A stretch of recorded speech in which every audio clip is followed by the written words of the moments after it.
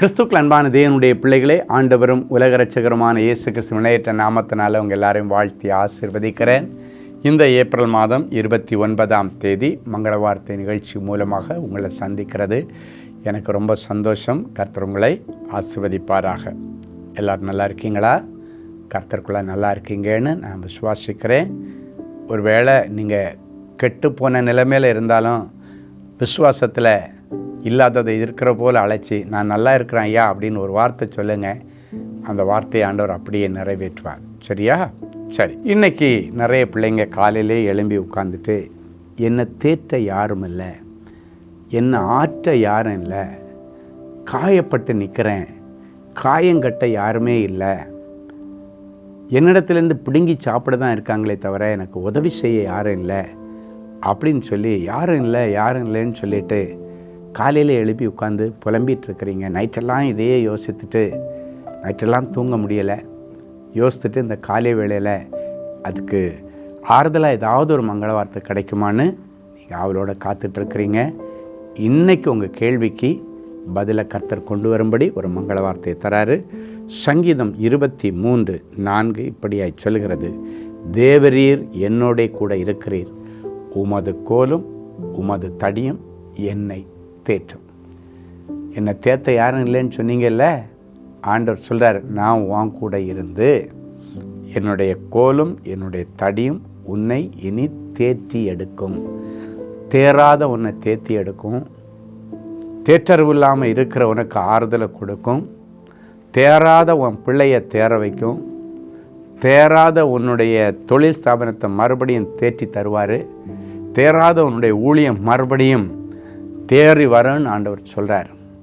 சிலர் சொல்லுவாங்க, அவன் தேர மாட்டான்ப்பா, அவ்வளோதான், அது தேராது, அவ்வளோதான். அப்படி சொன்ன பிள்ளைகளுக்கு இன்றைக்கி இந்த வசனத்தின்படி ஆண்டவர் சொல்கிறாரு, என்னுடைய கோலும் என்னுடைய தடியும் உன்னை தேற்றும்,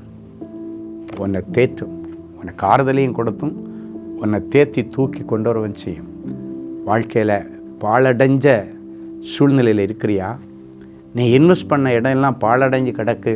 ஒரு ரிட்டர்ன்ஸ் வரேன்னு எதிர்பார்த்தேன், ஆனால் அந்த இடம் தேராத மாதிரி கிடக்கு, பூச்சி பிடிச்சி கிடக்கு, பூச்சி முள்ளுமாக கிடக்கு, தேராதுன்னு நினைக்கிறியா?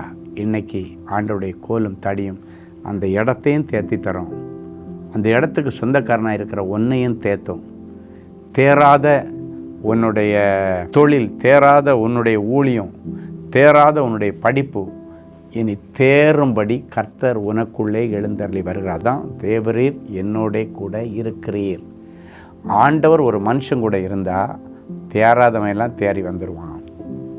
கரவலாடுகளுக்கு பின்னால் கிடந்த தாவீது தேர மாட்டான்னு அவங்க அப்பாவே நினைச்சார். அதனால தான் ராஜ பதவி வீடு தேடி வரும்போது அவனை கூப்பிடவே இல்லை.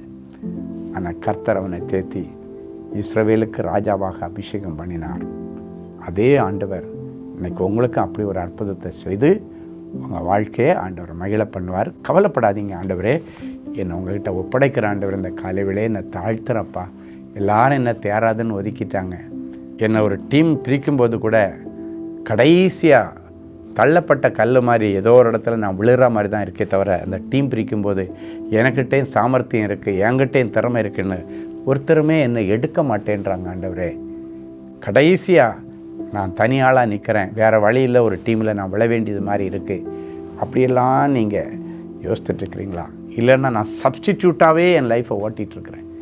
எந்த இடத்துலையும் நான் ஒரு சப்ஸ்டிடியூட்டாக தான் யூஸ் ஆகிறேனே தவிர எனக்குன்னு ஒரு முக்கியத்துவம் கிடைக்கல, எனக்குன்னு ஒரு இதை கொடுத்து இதை நீ செய்யணுன்னு சொல்ல மாட்டேன்றாங்க. வேறு வழி இல்லைன்னா, ஆளே இல்லைன்னா என்னை யூஸ் பண்ணிக்கிறாங்க. அப்படின்ற நிலைமையில் இருக்கிற பிள்ளைகளுக்கு இன்றைக்கி உங்களை தேர்த்தி எடுத்து உங்களை ராஜாக்களோடும் பிரபுக்களோடும் உட்கார வைப்பார். நல்ல சாட்சியை கேட்கலாமா? சகோதரி சுஜி, குடியாத்தம், வேலூர். நான் கை கால்கள் செயலிழந்த ஒரு மாற்றுத்திறனாளி. மேலும் 3 வருட நர்சிங் படிப்பை படித்து முடிச்சிட்டேன். ஆனால் எனக்கு வேலை இதுவரைக்கும் கிடைக்கல. இப்படிப்பட்ட சூழ்நிலையில் இரவு 11 மணிக்கு நம்பிக்கை டிவியில் சகோதரர் ஸ்டீஃபன் அவர்கள் வழங்கும் தேவ செய்தியின் முடிவில் வேலை இல்லாதவர்களுக்காக அவர் ஜெபித்தார். நானும் அவரோடு இணைந்து கண்ணீரோடு பாரப்பட்டு ஜெபித்தேன். அந்த ஜெபத்திற்கு பிறகு கர்த்தருடைய கிருபையினால் பால்வாடியில் எனக்கு அரசாங்க ஆசிரியர் வேலை கிடைத்தது. கர்த்தருடைய நாமம் மகிமைப்படுவதாக. பாருங்கள், ஒரு மாற்றுத்திறனாளி கைகால் செயலிழந்தவங்க, அவங்களால நடந்த இந்த காரியத்தையும் செய்ய முடியாது. அப்படி இருந்தும் 3 வருஷம் நர்சிங் கோர்ஸ், அப்படின்னா பிஎஸ்சி நர்சிங் படித்து முடிச்சிருக்காங்க, வேலை கிடைக்கல. ஆனால் ஒரு நாள் நீங்கள் இப்போ மங்கள வார்த்தையை கேட்குறது மாதிரி நம்பிக்கை டிவியில் ஆண்டோடைய வார்த்தையை கேட்டுட்டு கூட இணைஞ்சி ஜபிச்சாங்க. தடைகளை உடைச்சி அரசாங்க வேலையை கொடுத்தாரு. நீங்களும் இந்த வார்த்தையை கேட்டுட்டு இப்போ என் கூட இணைஞ்சி ஜபிக்க போகிறீங்க. உங்களுக்கும் புதிய வாசல்களை கர்த்தர் திறப்பார். அன்பான ஆண்டவரே, உமக்கு நன்றி. என்னோடு இணைந்து ஜெபத்திலே தரித்திருக்கிற என் பிள்ளைகளை ஒரு விசை கண்ணோக்கி பார். அவர்கள் தனியாக நின்று என்னென்னமோ பண்ணி பார்த்தாங்க, ஒன்றும் நடக்கலை. ஆழ்பலத்தினால் ஒன்றும் பண்ண முடியலை, பணப்பணத்தினால் செய்ய முடியலை, கைபலத்தினால் செய்ய முடியலை, திறமையினால் செய்ய முடியலை. இன்றைக்கி தேவரீர் என் கூட இருக்கும்படி ஆண்டவரே உம்மை வரவேற்கிறேன் என்று சொல்கிறார்கள். தேவரீர் என் பிள்ளைங்க கூட இருந்து உமது கோலும் உமது தடியும் இனி என் பிள்ளைகளை தேற்றட்டும். பாழடைஞ்சு கிடக்கிற தொழில், பாழடைஞ்சு கிடக்கிற ஊழியம், பாழடைஞ்சு கிடக்கிற இடங்கள் இனி தேறுதல் அடையட்டும். அந்த வனாந்தரங்கள் இனி வயல்வெளியாய் மாறட்டும் சுவாமி. தேராதவன் யாரெல்லாம் தள்ளி போட்டாங்களோ அவங்க எல்லாம் இனி என் பிள்ளைகளை பார்த்து ஆச்சரியப்படக்கூடிய விதத்தில் கர்த்தர் அவர்களை உயர்த்தி உயர்ந்த ஸ்தானத்தில் வைத்து அழகு பார்ப்பீராக. பிறந்த நாள், திருமண நாளை நினைவு கூறுகிற பிள்ளைகளை ஒரு விசை நினைத்தருளும் சுவாமி. அப்படிப்பட்ட பிள்ளைகளுக்கு ஆண்டவர் சொல்லுகிறேன், என் கண்களில் உனக்கு கிருபை கிடைத்தது, உன்னை பெயர் சொல்லி அழைத்து உன்னை அறிந்திருக்கிறேன் என்று சொன்ன மங்கள வார்த்தை அவர்களுடைய சிரசில் வைத்து மனதார ஆசீர்வதிக்கிறேன். கர்த்தர் அதிசயங்களை காணப்பண்ணும். இயேசுவின் மூலம் பிதாவே.